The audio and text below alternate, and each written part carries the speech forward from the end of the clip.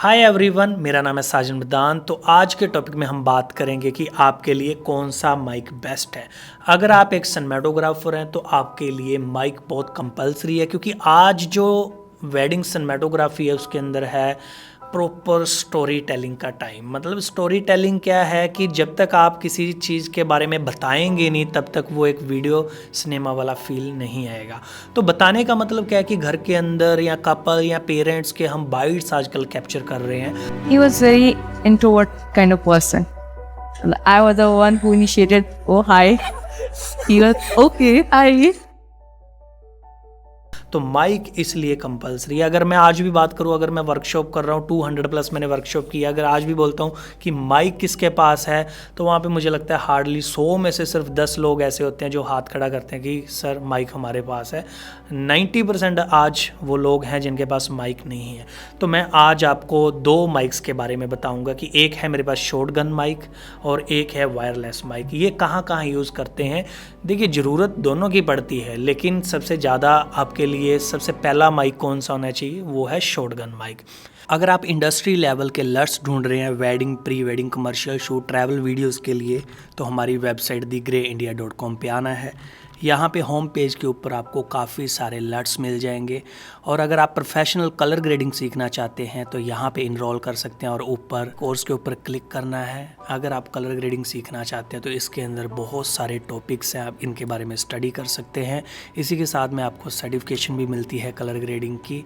और यहाँ पे अभी इनरोल करने पे आपको 10% का डिस्काउंट भी मिलता है। शॉटगन माइक की खासियत क्या है कि जब भी आप किसी की बाइट्स कैप्चर करते हैं बड़ा ईजिली कैप्चर कर लेते हैं, और किसी से भी आप वेडिंग के बारे में पूछते हैं वो नर्वस नहीं होता, और ना ही इतने अच्छे अच्छे मतलब ड्रेसेस पहनी होती हैं कपल ने, हम माइक लगा के वायरलेस वाला उनकी जो रॉयल्टी है वो ख़त्म कर देते हैं। कभी नोटिस करना। और वायरलेस माइक कहाँ पे यूज़ करते हैं, जब मुझे पता है यार कपल बहुत ही प्रिपेयर है कि बाइट्स को देने के लिए, तो मैंने क्या किया, अपना जो रिसीवर है कैमरे पे लगाया और ट्रांसमीटर है मैंने एक ब्राइड को दे दिया, एक ग्रूम को दे दिया। और ऐसी जगह पे मैं प्लेसमेंट कर रहा हूँ कि ज़्यादा वो ऑकवर्ड ना लगे। या इसके साथ आप लैपल माइक भी यूज़ कर सकते हैं। मतलब बहुत सारे ऑप्शंस होते हैं। जब आपका जो कपल है वो प्रिपेयर है कि हाँ बाइट्स करनी है, भैया ने 4 दिन पहले बोल दिया था, या आप किसी का इंटरव्यू ले रहे हैं या पॉडकास्ट कर रहे हैं, तो उसमें ये माइक सबसे ज़्यादा बेस्ट है। अगर हम वेडिंग सिनेमेटोग्राफी की बात करें, सबसे ज़्यादा क्या होता है, जल्दबाजी होती है वहाँ पर। किसी को भी हम पकड़ लेते हैं, सर थोड़ा सा वेडिंग के बारे में बताइए कि कैसा लग रहा है, आप क्या लगते हो ब्राइड एंड ग्रूम के, और उनका नेचर कैसा है। तो वो पहले तो अगर वायरलेस वाला माइक होता है ऐसे देखते रहते, भैया क्या है ये, अच्छा यहाँ पे लगाना है, ठीक है, वो हाथ में पकड़ा हुआ है उसने, बड़ा ऑकवर्ड लगता है। लेकिन आप जो भी बड़े सिनेमेटोग्राफर्स हैं या फिल्म मेकर हैं, या आप देखते हैं कि जैसे विशाल पंजाबी जी हो गए, कभी भी माइक वगैरह उनके नहीं दिखता है, तो बेसिकली वो शॉटगन माइक जैसे ही माइक्स का यूज़ करते हैं। वहाँ पे क्या है कि वो बाइट्स आप देखेंगे ना, उनके बहुत ही साइलेंट प्लेस के ऊपर वो बाइट्स को कैप्चर करते हैं, और कैमरे के ऊपर माइक लगे होते हैं, और बहुत ही क्रिस्पी ऑडियो इनके अंदर आती है। और इससे क्या है कि जो ड्रेसेस होती हैं उनकी लुक भी छुपती नहीं है, और इसके साथ साथ में क्या है कि क्लाइंट नर्वस भी नहीं होता है। जब आप किसी को माइक दे देते हैं ना, एकदम से वो नर्वस हो जाता है, यार क्या बोलना है भैया। तो इससे जब तक ये हाथ में रहेगा वो नर्वस होते रहेंगे, और उनकी जो ड्रेसेस की रॉयल्टी ख़त्म होती रहेगी।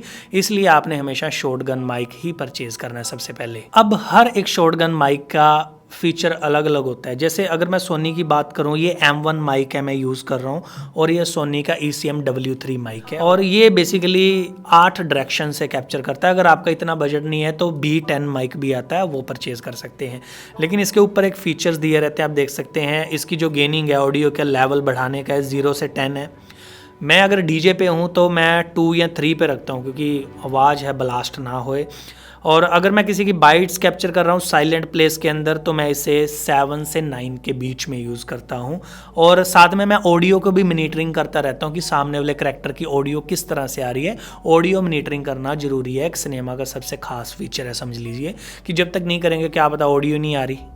तो वो सारी चीज़ें जब ये प्रोफेशनली काम करेंगे हमें पता चलता रहता है कि ऑडियो बिल्कुल क्लियर आ रही है, ओके है, ऑडियो फट तो नहीं रही, हम यहीं से कंट्रोल कर सकते हैं। उसके बाद हमेशा इसे मैनुअली यूज़ करना चाहिए। डायरेक्शंस आती है कि आप फ्रंट सिर्फ ऑडियो कैप्चर करना चाहते हैं या रियर कैप्चर करना चाहते हैं, राइट लेफ़्ट या सिर्फ बैक की या 360, अलग अलग फीचर्स होते हैं अलग अलग माइक के, जैसे बताया। और इसमें बहुत सारे फीचर्स दे रखे हैं। उसके बाद यहाँ पे आपको माइनस हमेशा 10 dB पे रखना है, 0, 10, 20। 10 dB के ऊपर क्या कि ऑडियो क्लिपिंग नहीं होती, आपके पास काफ़ी अथॉरिटी होती है कि उस क्लिप की पोस्ट के अंदर सेटिंग कर सकते हैं। अगर ऑडियो क्लिपिंग होना स्टार्ट हो जाती है वहाँ पे थोड़ा गड़बड़ हो जाता है, तो इसलिए मैं हमेशा -10 dB पे यूज़ करता हूँ। उसके बाद NC LC की ऑप्शन है। LC मतलब फ़िल्टर्स होते हैं ये, LC लो कट। मान लीजिए मैं किसी की बाइट ले रहा हूँ, पीछे थोड़ी थोड़ी आवाज़ आ रही है, कोई ढोल की या कोई मौज मस्ती कर रहा है, उसका चीखने चिल्लाने की आवाज़ें आ रही हैं, तो वो लो कट के अंदर आ जाती हैं, छोटे छोटे जो साउंड्स होते हैं। और नॉइज़ के अंदर आपको पता है कि नॉइज़ कट के फ़िल्टर्स हैं, इसके अंदर नॉइज़ को आप रिड्यूस कर सकते हैं।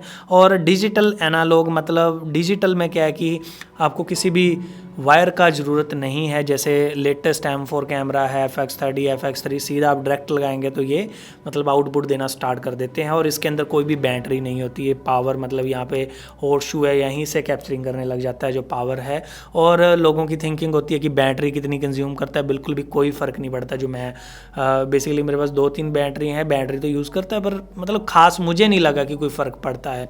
उसके बाद वायरलेस माइक है, ये भी काफ़ी अच्छा माइक है, आप इसे भी परचेज़ कर सकते हैं, लेकिन ये वहीं पे ज़्यादा सॉलिड है जहाँ पे आपको लगता है कि यार हॉल है, हॉल बहुत बड़ा, इको क्रिएट हो रही है, तो ऐसा माइक पूरी इको वगैरह ख़त्म कर देता है और जब ऑडियो है बहुत ही क्रिस्पी आती है। तो उम्मीद है कि इस वीडियो के अंदर आपको पता चला होगा कि कौन सा माइक आपको परचेज़ करना चाहिए। अगर फिर भी कोई डाउट है नीचे कमेंट सेक्शन में आप कमेंट कर सकते हैं। मिलते हैं अगली वीडियो में, आज के लिए इतना ही। ग्रैंड इंडिया चैनल सब्सक्राइब कीजिए।